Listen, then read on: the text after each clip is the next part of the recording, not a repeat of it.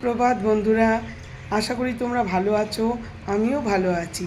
আমি চলে এসেছি মনীষ কিচেনে আরেকটা রেসিপি করব বলে। দেখতে থাকো, সঙ্গে থাকো। আমি চলে এসেছি মনীষ কিচেনে অন্য একটা রেসিপি নিয়ে। তার জন্য দেখো, এই যে পালং শাক কেটে রেখেছি, দই এটাকে ফেটাবো, পেঁয়াজ, কাঁচা লঙ্কা আর টমেটোটা দিলেও হবে, না দিলেও হবে। আমি অল্প করে টমেটো আর এই যে রসুন আছে, এর মধ্যে রসুন, আদা সবই লাগবে। আর এই যে এখানে আমি ছোলাটা সেদ্ধ করে রেখেছি, লাল ছোলা সেদ্ধ করে রেখেছি। একে একে দেখতে থাকো, সবই দেখাচ্ছি। এটা পালং শাকের সঙ্গে কটা রসুন দিয়ে দিলাম, কারণ আমাদের আদা বাটা থাকে। তোমাদের এটা অপশনাল, তোমরা আদা রসুন একসঙ্গে বেটে দিতে পারো।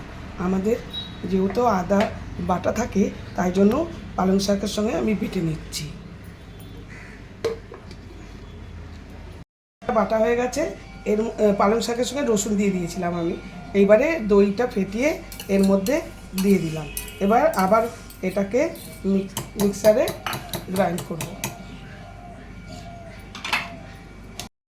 গ্যাস জ্বালিয়ে প্যান বসিয়ে দিয়েছি।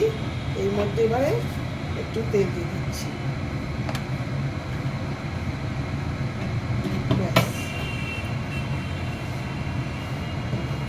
তেলটা গরম হোক। এই তেল গরম হয়ে গেছে। এইবার এর মধ্যে আমি প্রথমে জিরে ফোড়ন দেব। এই যে জিরে ফোড়ন দেব, তারপরে আমি হিং দেব,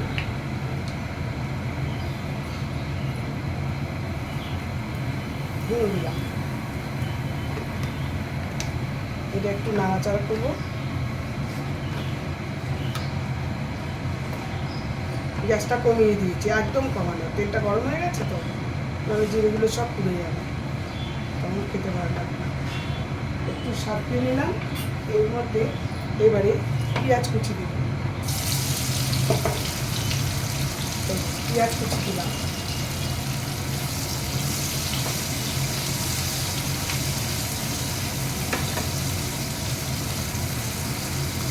পেঁয়াজ কুচির সঙ্গে টমেটোটা দিয়ে দিলাম। এবার ফ্লেমটা আবার বাড়ালাম।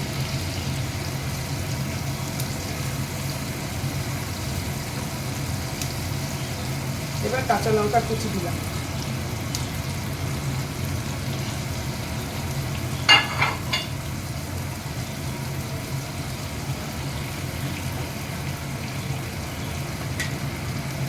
এই আদা বাটাটা এবার দিয়ে দিলাম। তার সঙ্গে একটু নুন ছড়িয়ে দেবো, টমেটোটাও নরম হয়ে যাবে, আদাটাও ছিটকাবে না।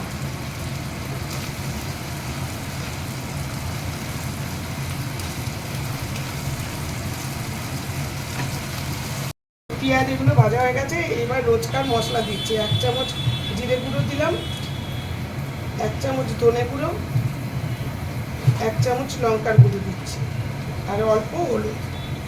হলুদ তো বেশি দিতে নেই, গন্ধ করবে। আর পরিমাণ মতো নুন দিলাম, কারণ অল্প একটু নুন আগেই দিয়েছি, সেজন্য বেশি নুন দেবো না। এবার এটাকে এগুলো সাঁতলাবো যতক্ষণ না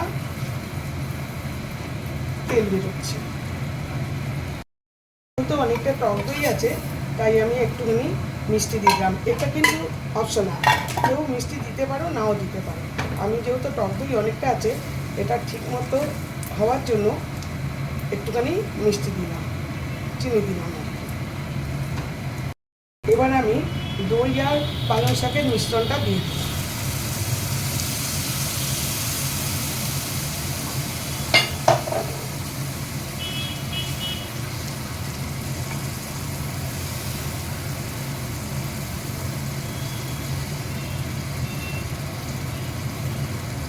এটা ভালো মতো মিশে, তারপরে নেক্সট প্রসেস।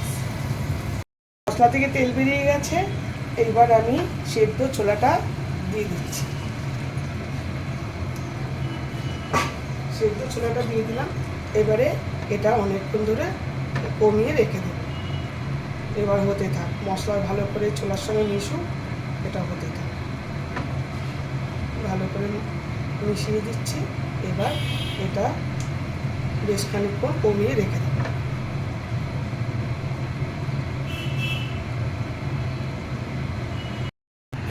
এই যে আমার ছোলার রান্না ডান, একদম ঠিকঠাক সুন্দর রং হয়েছে, খুব সুন্দর হয়েছে রংটা, একদম ডান একদম হয়ে গেছে।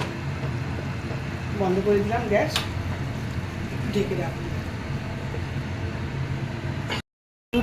এই যে আমার গ্রিন চানা একদম রেডি, লাল ছোলা আর কি, একদম ধাবা স্টাইল হয়েছে, খেতে মনে হয় ভালোই হবে। দেখা যাক খেলে সবাই কি বলে। আশা করি তোমাদের ভালোই লেগেছে। তোমরা এই ধাবা স্টাইলের লাল চানা মানে পালং শাক দিয়ে অবশ্যই করো, দেখবে ভালোই লাগবে খেতে। Thank you for watching. আমি শীঘ্রই আসছি আরেকটি ব্লগ নিয়ে। আমি চলে এসেছি মনীষ কিচেনে অন্য একটা রেসিপি নিয়ে। এই জন্য তার জন্য দেখো, এই যে পালং শাক কেটে রেখেছি, দই এটাকে ফেটাবো, পেঁয়াজ, কাঁচা লঙ্কা আর টমাটোটা দিলেও হবে, না দিলেও হবে, আমি অল্প করে টমাটো, আর এই যে রসুন আছে এর মধ্যে, রসুন আদা সবই লাগবে। আর এই যে এখানে আমি ছোলাটা সেদ্ধ করে রেখেছি, লাল ছোলা সেদ্ধ করে রেখেছি। একে একে দেখতে থাকো, সবই দেখাচ্ছি।